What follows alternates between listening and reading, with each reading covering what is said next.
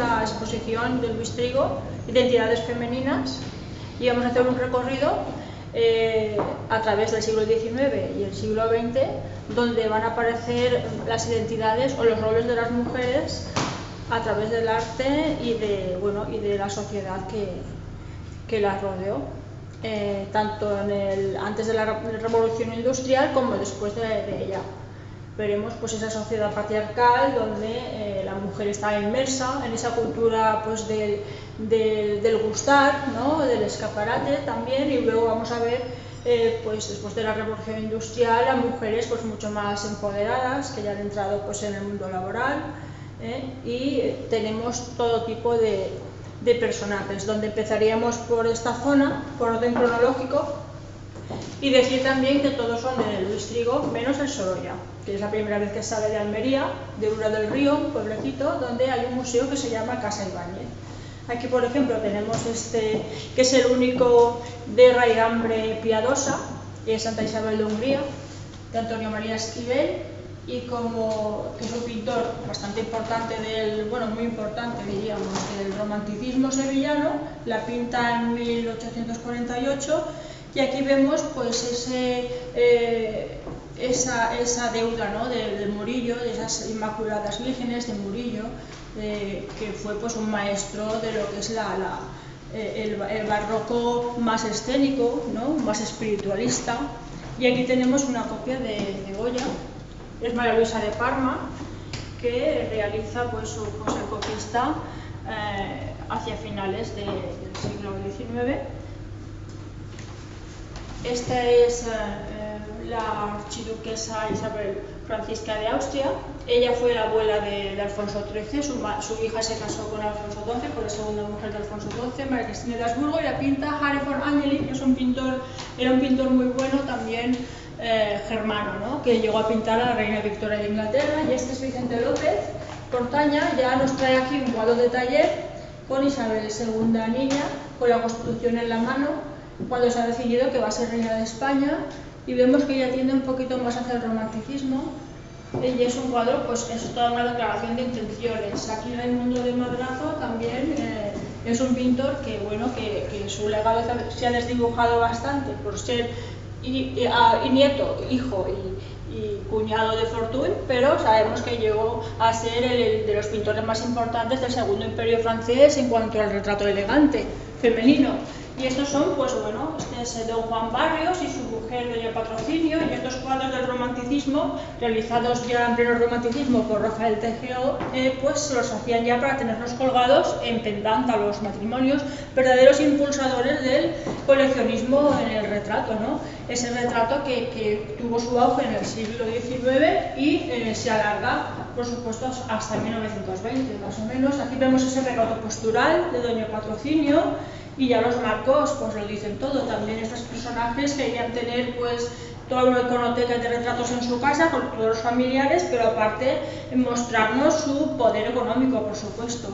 Luego pasaríamos a esta zona donde hay un dibujito de juventud de este pintor, que más que pintor, Juan Cardona II fue un ilustrador que triunfa en Francia, es un catalán que triunfa en Francia, y cuando vuelve a España pues se dedica más a la pintura, ¿no? Al óleo. Tenemos otro óleo suyo en la otra sala. Aquí tenemos a Luis Álvarez Catalá, que era un pintor madrileño, llegó a ser el pintor, uno de los pintores oficiales de Alfonso XIII Niño y su madre, y fue alumno de Federico de Madrazo. Sobre todo es de los pintores de la primera generación de historia que gana más premios, y aquí nos trae una gitana hacia 1860 que se adelanta bastante al tema. Aquí vemos pues una escena de género más que un retrato femenino de Román Rivera Cirera, que es un pintor que se hizo bastante rico haciendo estas salidas y entradas de los teatros con estas bellezas genéricas desprovistas pues de toda inteligencia y virtud, pero que es un pretexto como decorativo también, ¿no? La misma señorita que lleva este traje, que ella es la luz de la obra, ¿no? La protagonista era un género muy demandado. Este es el mismo pintor, José Villegas Cordero, nos trae dos obras muy diferentes, un sevillano que también llegó a ser el director del Museo del Prado, nos trae una obra que es un alarde preciosista, esta técnica preciosista, un alarde virtuoso, donde el protagonismo aquí lo toma la mantilla, por supuesto, es entramado de la mantilla. Y aquí pues con un encargo de una señora, con sus nombres y apellidos, también en Roma, porque él estuvo 33 años en Roma, con una técnica muchísimo más suelta, y vemos aquí que se centra en lo que es el retrato, la psicología de esta mujer, ¿no? Con esa mirada, ¿no?, ya inteligente, con su personalidad propia, y que era buen retratista sabemos que veía muy bien. Este es de José Albiol, es un poco una obra que no está muy bien resuelta, pero seguramente sería pues para un boceto que haría de la chata, ¿no?, la primogénita de Isabel II, Isabel de Borbón y Borbón, que le gustaba mucho montar a caballo y la caza, aparece con la cornetilla. Y aquí Manuel Benedito Vives, del cual tenemos dos retratos. Este es un prototipo de mujer elegante que se va a extender bastante en el tiempo, la pinta en 1910 en París, y aquí vemos todos los códigos de su pintura, sobre todo pues esa elegancia y ese refinamiento que él era capaz de impregnar a sus modelos, con esa energía vital, ¿no?, ese brillo en los ojos. Sabemos que fue el alumno preferido de Sorolla, que luego lo sustituye en Madrid como catedrático de colorido y composición, y que junto con Sotomayor, que lo tenemos aquí, Fernando Álvarez Sotomayor, que era de su edad y coinciden los dos en Roma estudiando, pues eran de los preferidos de Alfonso XIII y su corte en Madrid. Y aquí nos trae a esta mujer en 1934, doña Carmen, que era la Parisi, y vemos cómo la está pintando con esa tradición española, ¿no?, esa sobriedad del retrato español, con esos negros, esos grises, y cómo se centra en esa potente cabeza, ¿no?, con esa expresividad. Aquí tiene 52 años doña Carmen. Y aquí tenemos este Marquesita de Montemorana, que sabemos ahora que es la Marquesita de Montemorana de Romero de Torres, que la pinta hacia 1920 y que estuvo en la exposición de Bancaja en 2015. Y vemos ya pues aquí toda su pintura pues que todos conocemos, con esa naranja que simbolizaba Córdoba, ¿no?, por las cualidades sensoriales que tiene la naranja, y luego pues esas miradas hipnóticas. Estamos delante de un pintor simbolista. En esa mirada podemos intuir esa sensación de la copla, esa visión trágica de la vida que tenía y de la religión, ¿no?, y cómo es un gran pintor, un gran dibujante, cómo su pintura es tan maleable, tan fundida, y vemos esos colores pues más tristes, ¿no?, o más oscuros, que le gustaban tanto y que insertan cierto misterio en sus obras, ¿no?, también. Aquí vemos otra vez a Manuel Benedito Vives pintando pues a doña Pilar Landechoy, que era la marquesa de Urquijo. Aquí tiene 40 años, hacia 1917, cuando ya se había casado con Estanislao, el tercer marqués de Urquijo. Él era muy amigo de la familia, y aquí volvemos a ver toda su personalidad, ¿no?, como pintor. Vemos esa forma sesgada de centrar en la figura. Aquí domina, es un óleo sobre tabla, dominan los colores terrosos, con ese blanco, ¿no?, que nace de esa indumentaria, de esa blusa, y que dan toda su rostro. Y vemos esa valentía a la hora de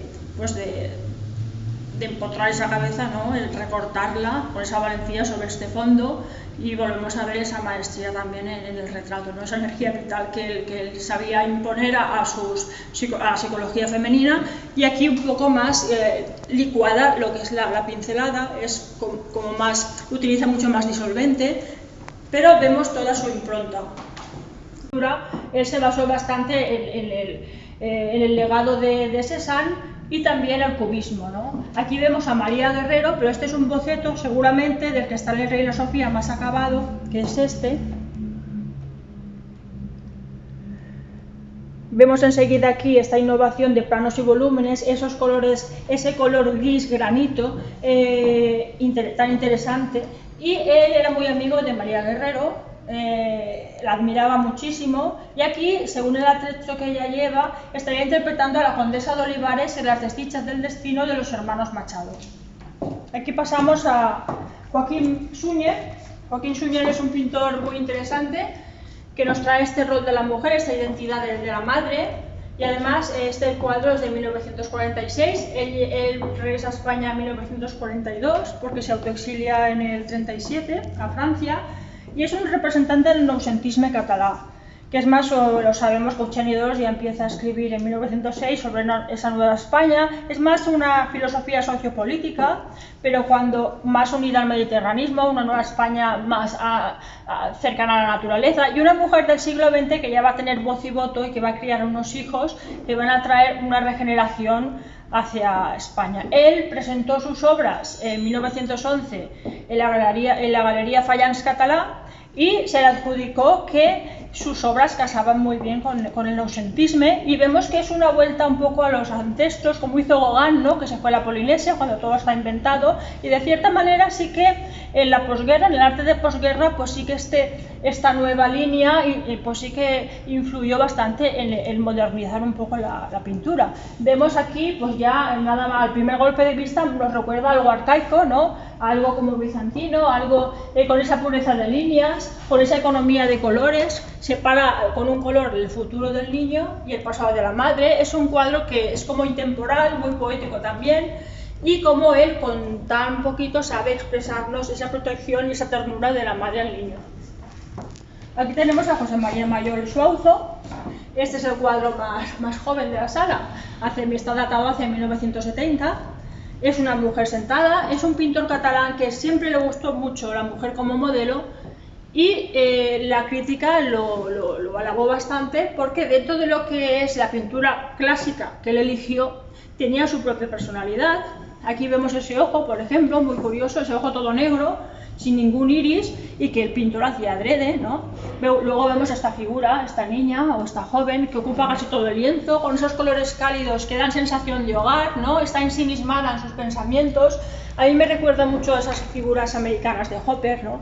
Solas, con esa melancolía, ese misterio. Es un cuadro muy bonito, y vemos ese empaste más duro, ¿no? Que a veces lo imponían con paleta al lienzo, que nos recuerda a esa pintura del siglo pasado, de los años 70. Y pasaríamos ya al invitado de honor, que es un Sorolla, que no es de Luis Trigo, pero es la primera vez que sale de Olula del Río, un pueblecito donde hay un museo que se llama Casa Ibáñez, y es la condesa de Albox. Albox es una pedanía que está al lado de Olula. Y aquí tenemos a doña Carmen, que estaba casada con Eguilior, que era un político liberal, que era gobernador de España, del Banco de España, perdón, era también ministro de Hacienda y Bellas Artes, y Alfonso XIII pues le concede el título de conde en 1905. Y aquí la vemos con 60 años, cuando la pinta Sorolla en su casa como la anfitriona perfecta, entronizada pues aquí en este sillón que compró Sorolla mismo, era de su colección y se puede ver hoy en día en el Museo de Madrid. Aquí la vemos, como decíamos, lo que hace aquí, lo que hace y lo que hará a partir de 1901, sobre todo, Sorolla, es interpretar, como el Greco interpretó la pintura de Tiziano de forma inédita. Aquí vemos cómo Sorolla interpreta la pintura de Velázquez de forma inédita, con un gran sincretismo, porque su genialidad está en que nada, sobre ser un retrato bastante epidérmico, porque eran retratos del gran mundo, de las mujeres elegantes que tenían que salir con estos trajes que potenciaban sus fisonomías, Sorolla consigue que no haya ningún impedimento para que ella sea la protagonista absoluta de la obra, y aparte como él también sabe poner a la altura lo que es su expresión, su psicología, a la altura de su linaje, ¿no? o de su clase social. Solo el traje vemos que es una lección de pintura, luego vemos que hace lo que mejor sabe hacer, que es imponer esa luz y ese color, pintando prácticamente a la prima, con un guante sí, un guante no, esa influencia de la fotografía, como sabemos que es un mejor amigo, y luego su suegro, Antonio García, el mejor fotógrafo de Valencia. Al contrario que Velázquez, por supuesto, que los muebles en los dos son muy parlantes, nos sitúan la figura donde ellos quieren. Al contrario de Velázquez, Sorolla nos trae la figura hacia nosotros y Velázquez nos la apartaría. Y ese trasunto del que hablaba yo después, ¿no? Ese espacio que tenemos detrás, como aquí la pincelada es más licuada, para que ella sobresalga, por supuesto, de lo que sea la protagonista absoluta, con ese shocker del cuello, ¿no? como aquí no estamos viendo al Sorolla pues más naturalista o más realista, sino que estos cuadros, por supuesto, tenían unos códigos muy concretos, y Sorolla aquí tiene que potenciar, aparte de que su belleza, tiene que potenciar pues también su aire regio, un aire regio. Estamos en la época de la Restauración y vamos a ver cómo la revolución burguesa, estos nuevos burgueses, que si no tenían un título o lo conseguían haciendo alguna hazaña o se lo compraban, tenían que ser los protagonistas absolutos y van a ser los que van a dominar la economía, la cultura y la política de la época. También estamos en esa época en la que Sorolla es el máximo, ya es el mismo año que está pintando Alfonso XIII y su mujer también. Y este retrato fue importante para él porque hizo un estudio previo muy bien acabado, que al año siguiente lleva a la Galería Georges Petit de París junto con otros retratos de mujeres, porque él quería introducirse también en este circuito, aunque ya para entonces había pintado ya al presidente de Estados Unidos, ya era una figura muy internacional y ya vivía como ellos, ¿no? Ya vivía en el lujo, tanto él como su mujer y sus hijos ya vivían pues como los burgueses de la alta sociedad.